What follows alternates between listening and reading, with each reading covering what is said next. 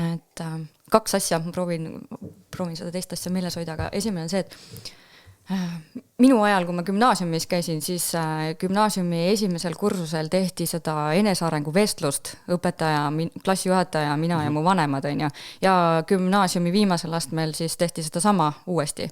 Ja oi jummel, ma nii mäletan seda hullu kriitikanooti, et sina, Annika, tahad ikka liiga palju asju, et need on kõik nii erinevad ja kõik on nagu, et siin nagu erinevad ooperid, eks ole, et sa pead selle ühe valima ja selle 3 aasta jooksul, eks ole, et siis 12. klassi lõpuks peab sul olema see üks kindel asi, on ju.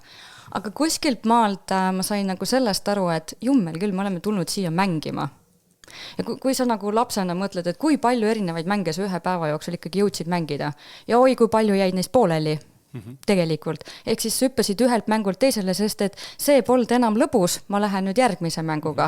Aga see kogu see päev oli tegelikult ju nagu täis enesearengut, täis sukest seiklust ja selline naudingut ja rõõmu, eks ole, et sest sa nagu vahetasid selle mängu järgmise lõbusa mängu vastu. Ja ma nagu näen, et see täiskasvanuna nagu seda teha, et see on nagu sama analoog, et ma jõuan lõpuks ikkagi sinna, kus ma pean jõudma enne sama lause, et kõik teed viivad Roomaga. Aga see ei pea tulema ju ainult ühte viisi, vaid sa võidki nagu oma nagu seda emotsioonilainetuse pealt minna ja katsetada, eks ole, ja proovida. Et, ja noh, sorry, me ei teagi ju, et kas see asi nüüd toob tulemusi või ei too, on ju. Aga ma ei saagi enne teada, kui ma ei proovi.